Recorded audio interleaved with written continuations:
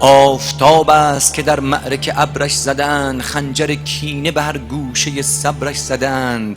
این همان مرد غریبی است که تکرار نشد، این حسین است که 6 گوشه به قبرش زدند. باید امروز به 72 عادت بکنیم، به علی اصغرمان عرض ارادت بکنیم.